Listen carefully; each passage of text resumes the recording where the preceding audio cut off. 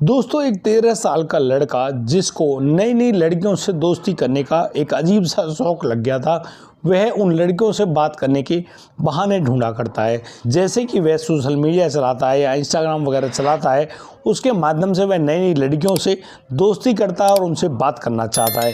एक दिन की बात, उसको उसके मोहल्ले का एक लड़का कहता है कि यार तुम्हें यदि दोस्ती करनी है तो हमारे जो गांव है, गांव के बाहर जो है एक होटल, वहां पर एक लड़की आई हुई है, वह लड़की एक कॉल कर ले और यदि तुम उस लड़की से दोस्ती कर लो तो फिर तुम्हारे मज़े ही मज़े हैं।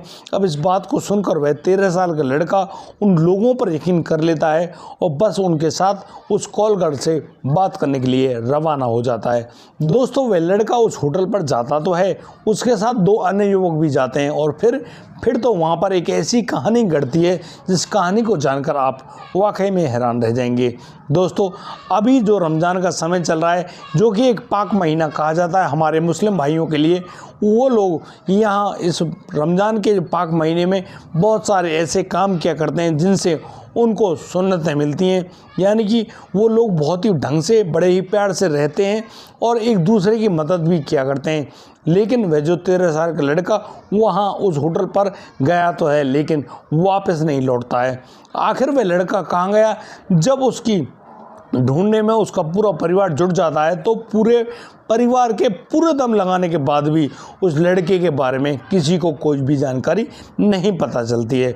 वो लोग बहुत ही ज़्यादा परेशान हैं, हैरान हैं। लेकिन अब तो उनके पास मोहल्ले का एक लड़का, यानी कि जिसका नाम हुसैनी एक शख्स है, एक युवक है, वह उनके पास आता है और कहता है अरे तुम्हारा लड़का नहीं मिला तो कोई बात नहीं, एक काम करो, अपने अपने मोबाइल चेक करो, हो सकता है तुम्हारे मोबाइल पर कोई मैसेज आया हो। अब तो सभी लोग अपने अपने मोबाइल को ढूंढने में लगे हुए हैं और जैसे ही उस लड़की के जो चाचा है वह अपने मोबाइल को देखता है तो उसकी आंखें फटी की फटी रह जाती हैं। दरअसल उसका जो मोबाइल पर मैसेज है वह मैसेज 10 लाख रुपयों की फिरौती का होता है और यहाँ पर उस मैसेज में साफ शब्दों में लिखा हुआ है, यदि आपने कल तक हमें 10 लाख रुपए नहीं दिए तो आपका बच्चा इस दुनिया में नहीं रहेगा। दोस्तों अब तो जो लोग हैं वो पुलिस को बुलाते हैं, पुलिस के पास सारी सूचना देते हैं और बस पुलिस भी उस लड़के 13 साल के उस बच्चे का ढूंढने का भरकस प्रयास करती है, लेकिन पुलिस को भी उस लड़के के बारे में कोई भी जानकारी बिल्कुल भी पता नहीं चलती है। लेकिन दोस्तों यहाँ पर जब पुलिस वापस उस लड़के के घर पर आती है और पूछती है कि कौन था वह आदमी जो तुमसे मैसेज चेक करने की बात कर रहा था, हमें उसके पास ले चलो। और दोस्तों अब तो जैसे उस व्यक्ति के पास जाया जाता है, एक ऐसा खुलासा सामने आता है जिसको जानकर आप लोग वाकई में हैरान रह जाएंगे। दोस्तों मेरी विनती है आप लोगों से इस वीडियो को अंत तक ज़रूर देखें, और इसलिए ज़रूर देखें क्योंकि यह कहानी आपको समझाने के लिए भी है, आप लोगों को सच्चाई दिखाने के लिए भी है और आप लोगों को बताने के लिए है कि कैसे आप लोग परिवार में अपने बच्चों को छूट देकर कैसे उन्हें एक गहरे कुएं में धकेल रहे हैं। नमस्कार, आदाब, सत श्री अकाल दोस्तों, स्वागत है आपका हमारे यूट्यूब चैनल किस्से क्राइम के।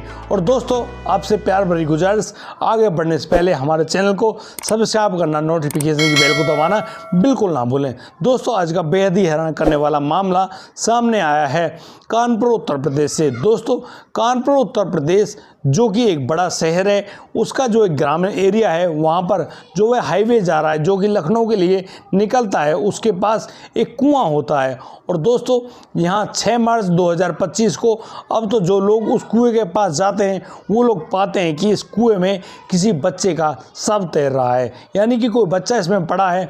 अब तो वो लोग समझदारी दिखाते हुए पुलिस के पास फ़ोन करते हैं और पुलिस को वहीं कुएं के पास, यानी कि मौका वारदात पर बुलाते हैं। अब पुलिस वहां आती है और अब पूरी छानबीन करने में जुटी हुई है। उस बच्चे का जो शव है उसको निकाला जाता है और उसको पोस्टमार्टम के लिए भिजवाया जाता है हॉस्पिटल। दोस्तों यहाँ पर डॉक्टरों की टीम जब उस बच्चे का पोस्टमार्टम करती है तो यहाँ पर वो जो पुलिस के सामने एक ऐसी खबर आती है, यानी कि उस बच्चे का गला घोंटकर हत्या की गई है और तो और इस बच्चे के सर में काफ़ी ज़्यादा गहरे घाव भी हैं और इस लड़के के साथ किसी ने शारीरिक संबंध बनाए, यानी कि कुकर्म भी किए हैं। दोस्तों अब तो ये खबर उस लड़के के पिता के पास भी पहुंच जाती है। दोस्तों इस लड़के जिसका नाम अकरम है, ये एक परिवर्तित नाम है दोस्तों अकरम का पिता जो होता है वह एक अच्छा प्रॉपर्टी डीलर है और उसका बेटा अकरम बहुत ही अच्छे स्थिति में यानी कि काफ़ी पैसे वाला है, ढंग से रहता है।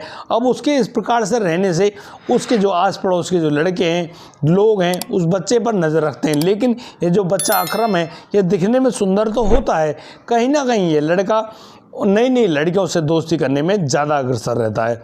दोस्तों अब जैसे ही उस बच्चे की मौत के बारे में पता चलता है सभी लोग अब आनन फानन में हॉस्पिटल में पहुंच जाते हैं और उस बच्चे की सबको देखकर बहुत ही बुरी तरह से बिलखने लगते हैं। दरअसल ये जो बच्चा अकरम है ये अपने माता पिता की इकलौती संतान होता है। दोस्तों जैसे कि उन डॉक्टर्स ने उस पोस्टमार्टम की रिपोर्ट को बताया पुलिस के सामने, अब पुलिस भी इस बात को सोचने पर मजबूर हो गई थी क्योंकि इस बच्चे के साथ किसी ने कुकर्म किया है और फिर इस बच्चे के सर में काफ़ी ज़्यादा गहरी चोट भी मारी गई है और तो और इसका गला भी घोंटकर उस कुएं में फेंक दिया गया है।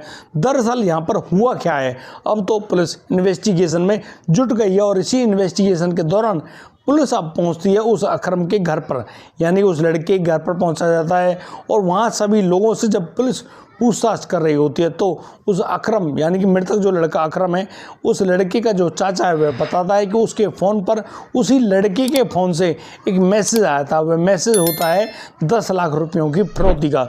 दरअसल उस मैसेज में होता है कि वो लोग वहाँ पर 10 लाख रुपए रख कर आएँ और अपने बच्चे को वहाँ से लेकर जाएं। लेकिन वो लोग अपने बच्चे को ढूंढने में कुछ इस प्रकार से मशगूल हो गए थे, उन्होंने उस मैसेज पर गौर ही नहीं करी। लेकिन जब सुबह हम बच्चे को दोबारा ढूंढ रहे होते हैं तो यहाँ पर उनकी ही पड़ोस में रहने वाला एक युवक जिसका नाम हुसैनी होता है, वह हुसैनी आता है और वह कहने लगता है, अरे तुम्हें अभी तक तुम्हारे बच्चे के बारे में कोई भी जानकारी पता नहीं चली। एक काम करो, अपने अपने मोबाइल के में मैसेज जो आए हैं उनको चेक करो, कहीं ऐसा हो सकता है किसी की फिरौती का मैसेज आया हो। अब दोस्तों इस बात को सुनकर सभी लोग सख्ते में आ गए और सभी लोग अपने अपने मोबाइल को चेक करते हैं। अब जैसे उसके अकरम के चाचा के पास वह मैसेज देखा जाता है तो सभी लोग हक्के बक्के रह जाते हैं क्योंकि वहाँ पर उस बच्चे की जान की एवज में 10 लाख रुपयों की जो मांग है वह की गई थी। यानी कि उस फिरौती को पाकर वो लोग बहुत ही ज़्यादा दुखी और परेशान होते हैं। लेकिन उनको ना तो कोई फ़ोन आया है, उस बच्चे का फ़ोन भी स्विच ऑफ है, कोई खबर है ही नहीं। अब पुलिस इन सारी बातों को तो सुन रही है। अब पुलिस पूछती है कि वह हुसैनी नाम का जो युवक है वह कहाँ रहता है। पुलिस को उन लोगों से जानकारी मिलती है कि जो हुसैनी नाम का जो लड़का है वह यहीं पड़ोस में ही रहता है। और अब तो पुलिस के 2 सिपाही जाते हैं और उस हुसैनी को उसके घर से पकड़ कर लाते हैं। और अब जब हुसैनी से पूछा जाता है तो हुसैनी कहता है, अरे नहीं, वह तो उनका पड़ोसी है भाई, वह ऐसा काम क्यों करेगा।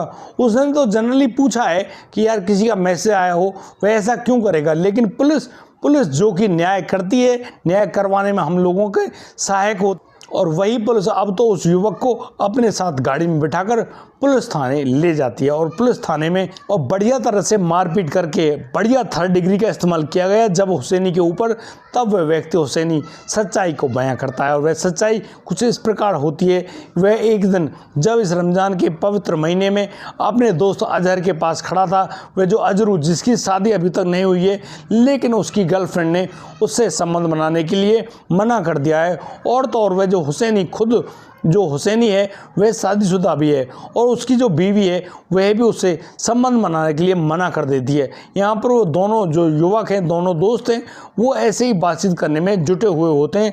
अचानक अब तो जो हुसैनी नाम का व्यक्ति और वह जो अजरू नाम का जो लड़का है जो कि अपनी जो शारीरिक भूख से परेशान है, वो लोग ऐसे ही तड़प रहे होते हैं। और जब वो इन्हीं बातों को कर रहे होते हैं अचानक वो पाते हैं कि वहाँ से वह लड़का अकरम जो कि स्कूटी पर गुजर रहा है, अचानक वो लोग उस लड़के अकरम को रोक लेते हैं। अकरम से कहते हैं, अकरम तुम्हें नई लड़की चाहिए क्या, क्योंकि जो पड़ोसी जो होटल है उस होटल पर एक लड़की आई हुई है, बहुत ही गोरी चिट्टी बड़ी ही सुंदर लड़की है, तुम जाओगे ना तुम पर वो फिदा हो जाएगी और तुम उससे दोस्ती कर लेना। दरअसल वे एक कॉल कर ले और जब भी उससे फ़ोन करोगे वो तुम्हारे पास आ जाएगी।